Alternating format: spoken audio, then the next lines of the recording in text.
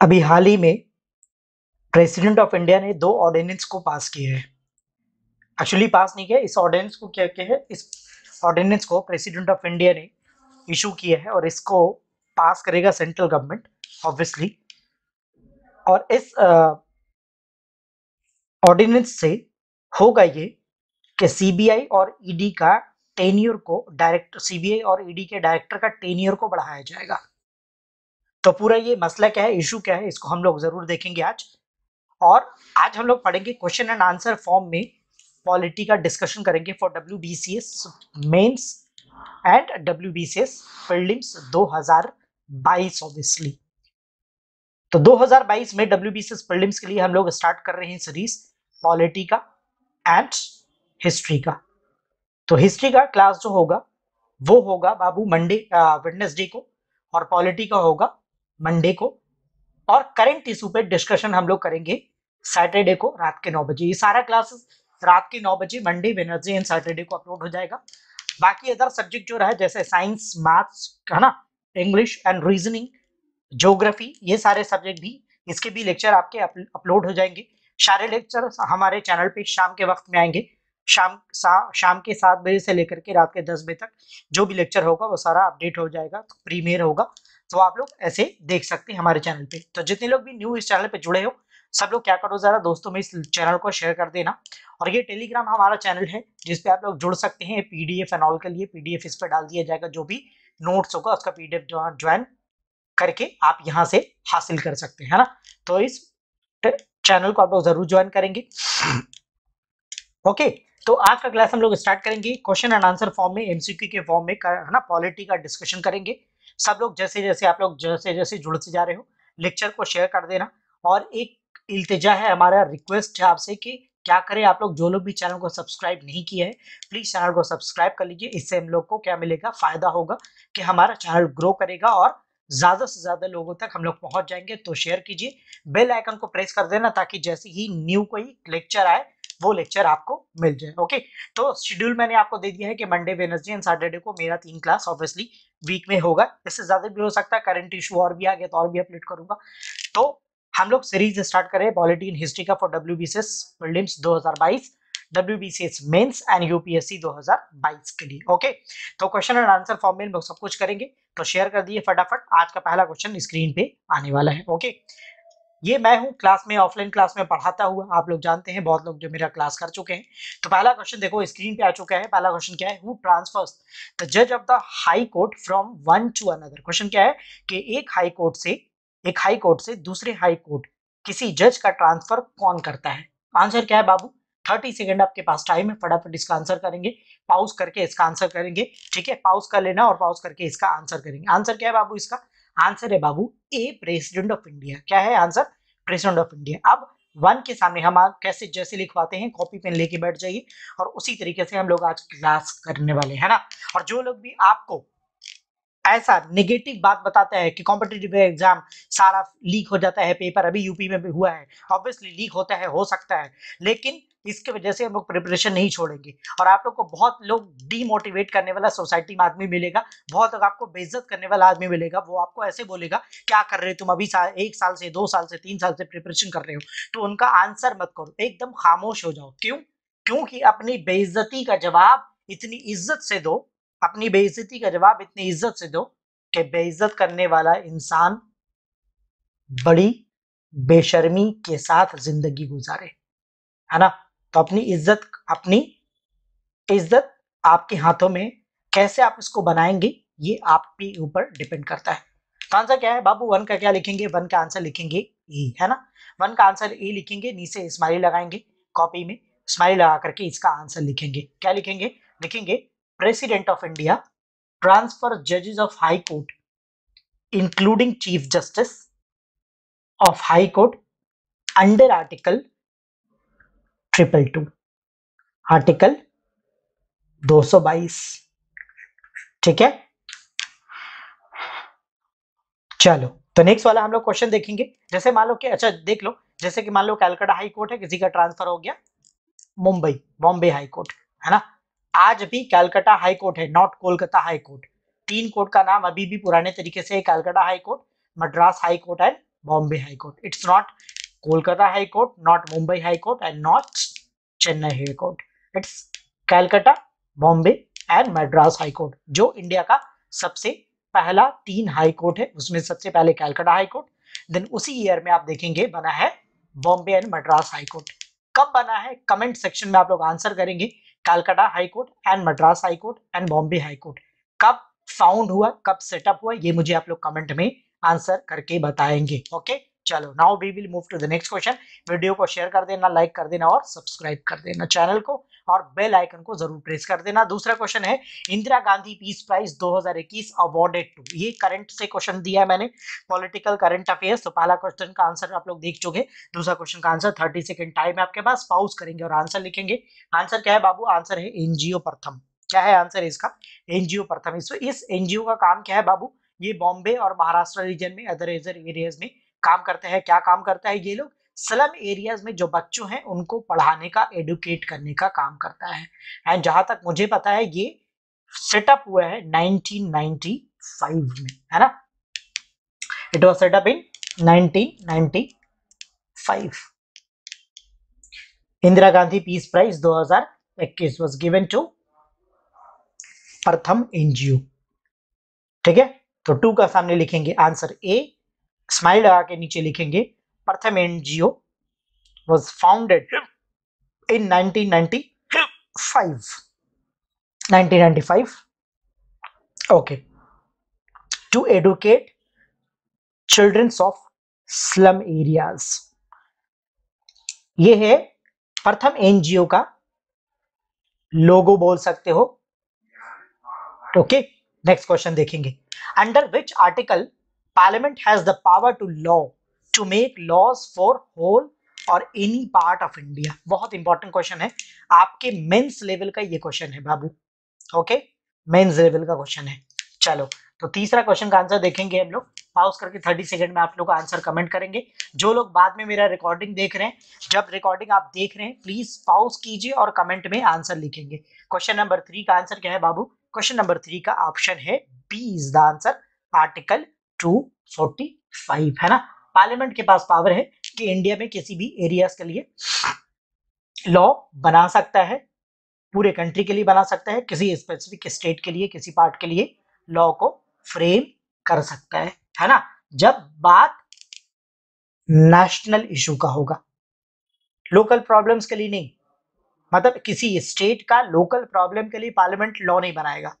जब बात कंट्री से जुड़ा हुआ है, तब किसी स्टेट में भी अगर वो चीज हो रहा है उसके लिए लॉ बनाएगा। एग्जाम्पल ये है कि मान लो इंडिया और बांग्लादेश का बॉर्डर वेस्ट बंगाल में पड़ रहा है। अब वेस्ट बंगाल के आसपास में मगर अगर बॉर्डर एरिया में कुछ ऐसा चीज होता है ना, जो कंट्री के सिक्योरिटी के लिए सही नहीं है, इसके लिए लॉ कौन फ्रेम करेगा, दैट इज पार्लियामेंट। है वेस्ट बंगाल स्टेट में वो जगह पड़ रहा है ना, लेकिन उसके लिए लॉ को कौन फ्रेम करेगा, लॉ को फ्रेम कर देगा बाबू पार्लियामेंट। क्वेश्चन नंबर 4 देखेंगे। वेस्ट बंगाल गवर्नमेंट लॉन्च द्वारे ration scheme will help people. कितने लोगों को या कितने करोड़ लोगों को द्वारे राशन, है ना, द्वार का मतलब होता है डोर। अरविंद केजरीवाल से ये स्कीम को लिया गया है, उनसे इंस्पायर्ड होकर के ये दिल्ली सरकार से लिया गया है। द्वारे का मतलब होता है डोर, और राशन आप लोग जानते हैं घर के दरवाजे पे राशन पहुंचाएगा गवर्नमेंट। वेस्ट बंगाल में ये स्कीम कितने लोगों को फायदा पहुंचाएगा, ऑप्शन में क्या है बाबू, answer is none of these. ऐसा question West Bengal civil services में पूछा जाता है। इनफैक्ट 2021 में ऐसा स्कीम से 3-4 क्वेश्चन पूछा है। वेस्ट बंगाल में जो स्कीम लॉन्च होता है उससे 3-4 क्वेश्चन पूछा है। मेंस में भी और प्रीलिम्स में भी इस टाइप का क्वेश्चन पूछा जाता है। तो आंसर क्या है बाबू, आंसर नन ऑफ दीज। तो क्या लिखेंगे, 4 के सामने स्माइली लगा करके आंसर लिखेंगे। क्या लिखेंगे, Duare ration scheme launched by West Bengal government Duare ration scheme launch by West Bengal government on 16th November 2021, comma, it will help 10 crore people of West Bengal. 10 crore people of West Bengal, है ना। वेस्ट बंगाल का पॉपुलेशन कितना है according to 2011 census? 9.13 crore, 9 crore 13 lakh के आसपास। तो अभी 2011 से 2021 आ चुका है, तो ऑलमोस्ट हम लोग 10 करोड़ के आसपास पहुंच चुके हैं। अभी ऑफिशियली डेटा नहीं आया है क्योंकि इसमें सेंसस नहीं हुआ है। सेंसस होता तो ऑफिशियल डेटा हम लोगों के पास होता, लेकिन अप्रोक्सीमेटली 10 करोड़ के आसपास हम लोग पहुंच चुके हैं। तो आंसर है बाबू 10 करोड़ पॉपुलेशन वेस्ट बंगाल का, जिसको द्वारे राशन स्कीम हेल्प करने वाला है ना। चलो नेक्स्ट क्वेश्चन देखेंगे, क्वेश्चन नंबर 5। तो ये देखेंगे न्यूज़पेपर में ममता बनर्जी का फोटो के साथ छपा है, बंगाल जिंदा है ना। क्योंकि 10 करोड़ लोगों को अगर घर पे खाना पहुंचाया जाए, अगर सोचो लॉकडाउन का सिचुएशन है और इस सिचुएशन में अगर गवर्नमेंट घर घर सबका खाना पहुंचा देता है, राशन पहुंचा देता है, तो बंगाल ऑब्वियसली जिंदा रहेगा। इसीलिए मैंने लिखा है बंगाल जिंदा है, और बंगाल हमेशा जिंदा रहेगा बिकॉज इट्स आमार बांग्ला। क्वेश्चन नंबर 5 देखेंगे, by which act CBI was established, जिसका मैंने इंट्रोडक्शन में डिस्कशन किया था। ये बहुत अभी लेटेस्ट में बहुत इंपॉर्टेंट ये क्वेश्चन है, political current affairs. By which act CBI was established. Okay, option A में क्या है? DSPE act 1946, constitutional amendment act 1942, constitutional amendment 42nd amendment 1976, DSPE act 1969 और कॉन्स्टिट्यूशनल अमेंडमेंट 69। ओके, तो 4 ऑप्शन दिया है, 5 का आंसर क्या होगा बाबू? 5 का आंसर है ए। क्या है answer? A is the answer.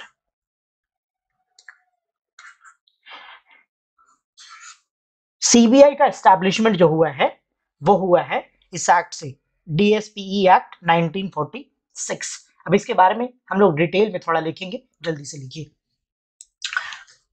5 का आंसर लिखेंगे ए, स्माइल लगा के नीचे आंसर लिखेंगे। CBI was established by the Delhi Special Police Establishment, Delhi Special Police Establishment Act 1946। ठीक है, एक्ट 1946।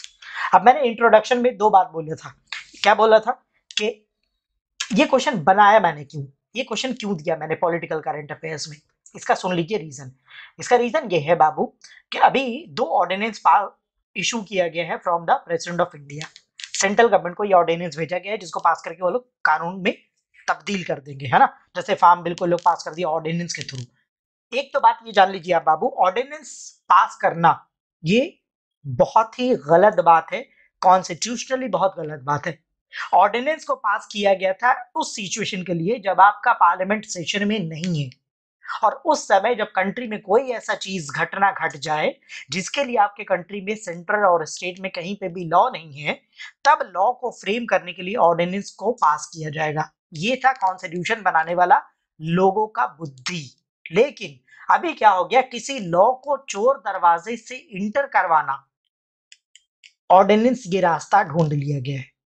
ऑर्डिनेंस के थ्रू मतलब ये एक चोर दरवाजा खोल लिया गया है, पीछे का दरवाजा बना लिया गया है किसी लॉ को पास करने के लिए। क्योंकि पार्लियामेंट में डिस्कशन होगा तो जो भी लॉ बनेगा उसका पूरी दुनिया उस लॉ को देखेगा और उसके ऊपर चर्चा होगा, पूरा दुनिया उसके ऊपर चर्चा करेगा। लेकिन ऑर्डिनेंस के थ्रू कोई लॉ पास कर देंगे, मतलब इसके ऊपर कोई चर्चा नहीं हो रहा है, तो ज्यादातर चांसेस है वो लॉ आप गलत तरीके से पास करने का कोशिश कर रहे हैं। जैसे फार्म बिल, अगर फार्म बिल सही होता तो लोग पार्लियामेंट में नॉर्मल प्रोसीजर से इंट्रोड्यूस करता, क्योंकि उसमें गलती था, दैट इज वाई उसको ऑर्डिनेंस के थ्रू पास किया गया। और अगर कोई सुन रहा है मेरा बात तो इसको अच्छे तरीके से दिमाग में बैठा लेना कि ऑर्डिनेंस कब पास करेंगे, जब सिचुएशन नॉर्मल नहीं है, पार्लियामेंट सेशन में नहीं है। इसका मतलब ये नहीं क्या पार्लियामेंट सेशन में ना होने का फायदा उठा करके चोर दरवाजे से कोई भी कानून पास कर ले।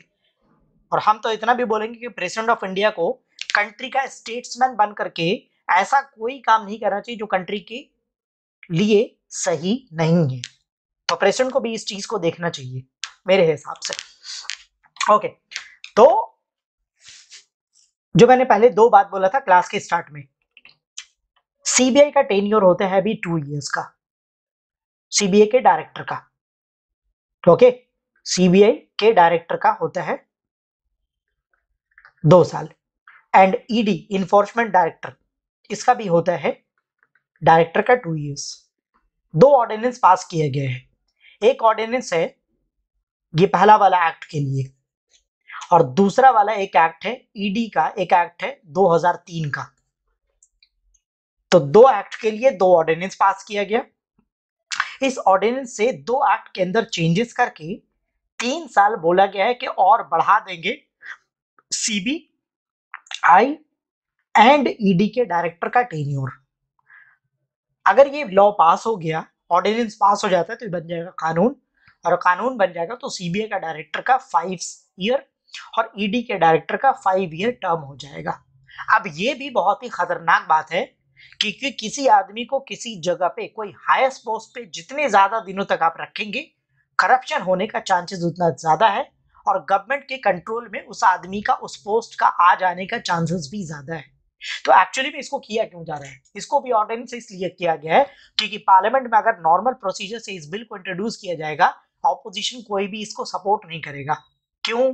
क्योंकि आप जानते हैं अभी सिनेरियो में पॉलिटिकल पार्टीज जो भी एंटी सेंट्रल गवर्नमेंट है पॉलिसी के ऊपर, अगर आप क्रिटिसाइज सेंट्रल गवर्नमेंट का करते हैं, मोदी जी अमित शाह का क्रिटिसिज्म करते हैं, बस एक बात जान लीजिए, मोदी जी से फैन बड़ा, सबसे बड़ा मोदी जी का कोई फैन होगा तो मैं होऊंगा। दिन में 300 बार से ज्यादा हम नाम लेते हैं। हाँ, लेकिन पॉलिसी पे क्रिटिसाइज भी करते हैं, बिकॉज प्यार करते हैं इसीलिए क्रिटिसाइज करते हैं। बात अब समझिए, अगर हम प्यार नहीं करते तो क्रिटिसिज्म भी नहीं करते, बिकॉज उसी को आदमी समझाता है जिससे आप प्यार करते हैं, क्योंकि आप चाहते हैं कि वो अच्छा काम करे, क्योंकि वो एक सही जगह पे पहुंचे। आपके मम्मी पापा आपको डांटते हैं बिकॉज वो आपसे प्यार करते हैं, अदरवाइज पड़ोसी के बच्चों को आपके मम्मी पापा नहीं डांटते हैं, क्योंकि हम लोग अपनी गवर्नमेंट से, अपने प्राइम मिनिस्टर से प्यार करते हैं, इसलिए कोई गलत पॉलिसी पास हो जाता है तो हम लोग क्रिटिसाइज भी करते हैं। और यही एक डेमोक्रेसी की खूबसूरती है। हम दिन भर में कम से कम 300 बार मोदी मोदी ऐसा करते हैं, मेरे घर के बच्चे लोग भी मोदी मोदी ऐसा करते हैं।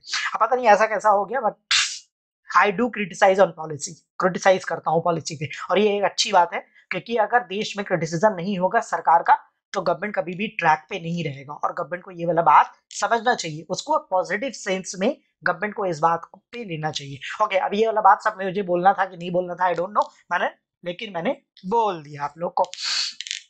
तो 2 ऑर्डिनेंस पास कर गया। अब ये वाला 2 ऑर्डिनेंस को अगर पार्लियामेंट में नॉर्मल प्रोसीजर से इंट्रोड्यूस किया जाएगा, कभी भी ये बिल पास नहीं होगा। इसको स्टेट गवर्नमेंट कभी भी, ऑपोजिशन का कोई भी पार्टी इसको सपोर्ट नहीं करेगा। तो मतलब आपका कुछ ना कुछ दिमाग में अंदर खाने कुछ तो चल रहा है गड़बड़ी, तभी आप इसको ऑर्डिनेंस के थ्रू पास किया है। सीबीआई और ईडी अभी देखेंगे मैक्सिमम टाइम में जो भी ऑपोजिशन में रहता है उसके खिलाफ में, उस नेता के खिलाफ में सेंट्रल गवर्नमेंट उसको यूज करता है कि ईडी जाकर के छापा मार दे रहा है किसी के ऊपर, सीबीआई छापा मार दे रहा है ना। जैसे सोनू सूद के ऊपर ईडी और सीबीआई छापा मार दिया, जबकि वो लॉकडाउन के टाइम में सिचुएशन में अपना कंट्री का लोगों को इतना मदद किया, फिर भी उसके ऊपर छापा पड़ गया, है ना। कंगना रनौत के ऊपर छापा पड़ना चाहिए, पर उनके ऊपर नहीं पड़ रहा है, लेकिन सोनू सूद के ऊपर पड़ जा रहे हैं, तो गलत चीज है, नहीं पड़ना चाहिए। अभी सोचो अगर सीबीआई का डायरेक्टर का टेन्योर 2 साल है तो इतना सिचुएशन खराब है, 5 साल का हो जाएगा, पूरा पूरी वो आदमी कंट्रोल में आ जाएगा सेंट्रल गवर्नमेंट का, जो मोदी जी हमेशा बोलेंगे वही वो काम करेंगे, इसीलिए टेन्योर उनका बढ़ना नहीं चाहिए। ये सिंपल सा बात है, ये लॉजिक कोई भी आदमी समझ जाएगा, तो पॉलिटिकल पार्टी जो अपोजिशन में वो लोग भी समझ जाएगा, सारा नेता समझ जाएंगे, तो पार्लियामेंट में इस बिल को कभी वो लोग सपोर्ट नहीं करेंगे, जो 2 बिल इंट्रोड्यूस अभी ऑर्डिनेंस के थ्रू इशू किया गया है। ओके, तो इसीलिए देखेंगे इसको अंदर पीछे के दरवाजे से अंदर लाने का कोशिश किया गया है ना। तो ये वाला, अब जरा हम इतना बात समझ गए, अब इसके में हम लोग लिखेंगे, तो क्वेश्चन नंबर 5 का आंसर लिखेंगे, 5 का आंसर लिखेंगे ए। क्या लिखेंगे? 5 का आंसर ए। अब इसमें लिखेंगे जरा, क्या लिखा था हमने? पहले लिखा था CBI was establish by the Delhi special police act, police establishment act 1946। इससे क्या बना? सीबीआई बना, ठीक है। अब ईडी किससे बना है लिख लेंगे जरा। ED was established by the central vigilance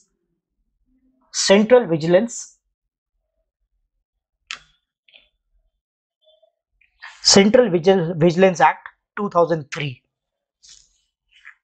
तो एक ऑर्डिनेंस है सेंट्रल विजिलेंस के लिए और एक ऑर्डिनेंस है दिल्ली स्पेशल एक्ट के लिए, दोनों के लिए एक एक ऑर्डिनेंस पास किया गया, इशू किया गया है।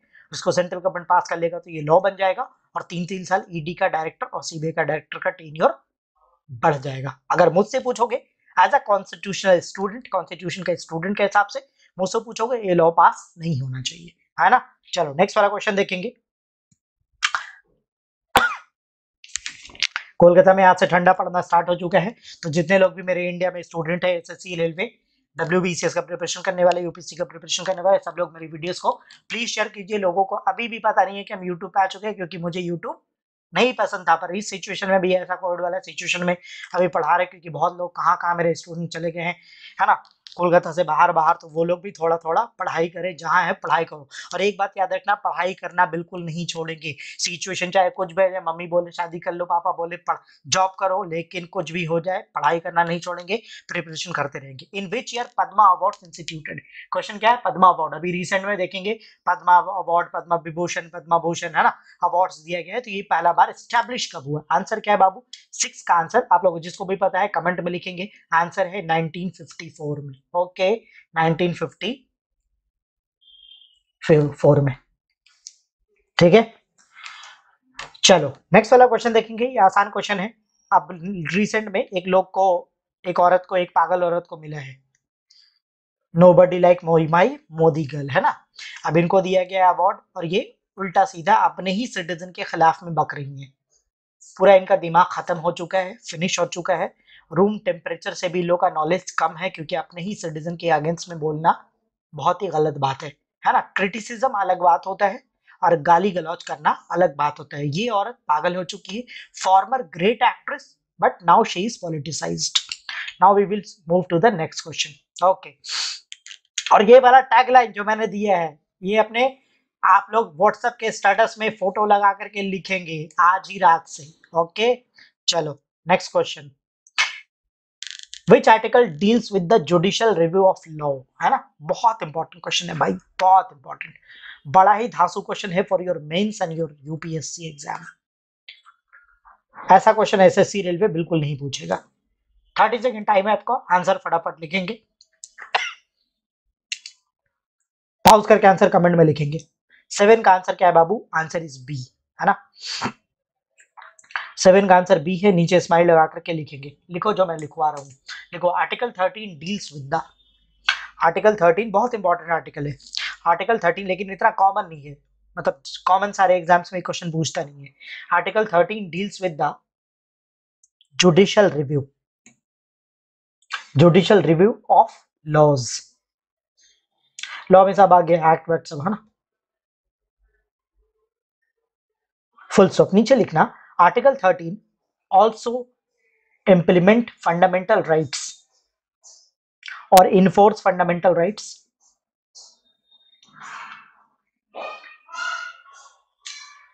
and confers CONFERS and confers power on Supreme Court to declare a law or an act null and void if law or act is against fundamental right। Fundamental right का आप article जानते हैं 12 से लेकर के 35 तक, जिसमें हम लोग 14 से लेकर के 32 तक बेसिकली सारे आर्टिकल को पढ़ते हैं, है ना।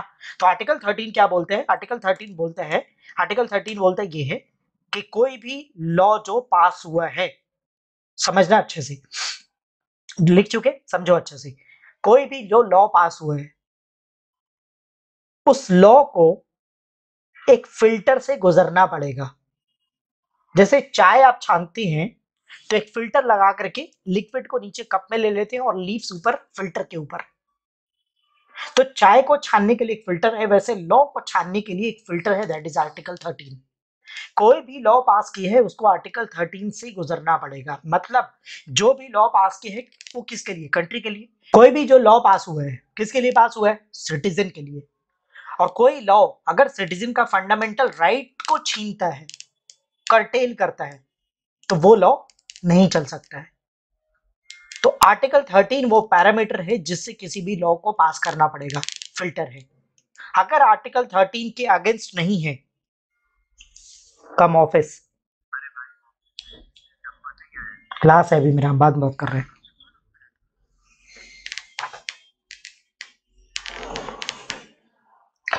तो कोई भी लॉ अगर पास हुआ है उसको आर्टिकल 13 से गुजरना पड़ेगा, है ना। चलो नेक्स्ट वाला क्वेश्चन देखेंगे हम लोग, क्वेश्चन नंबर 8 हम लोग देखेंगे। Sedition laws was originally drafted by, कौन ड्राफ्ट किया है सेडिशन लॉ को? आंसर क्या लिखेंगे? आंसर 8 का आंसर है सी, टॉमस मैकॉले। लिखो इसमें 8 के सामने सी लिख करके आंसर लिखो। Sedition laws was originally drafted by Sedition law was originally drafted by Thomas Macaulay in 1837, ended in 1860,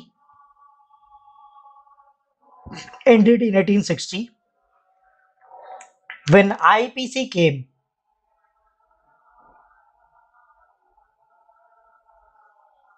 Ended in 1860 when IPC came, and then added in 1870. Then added in 1870 in section 124A.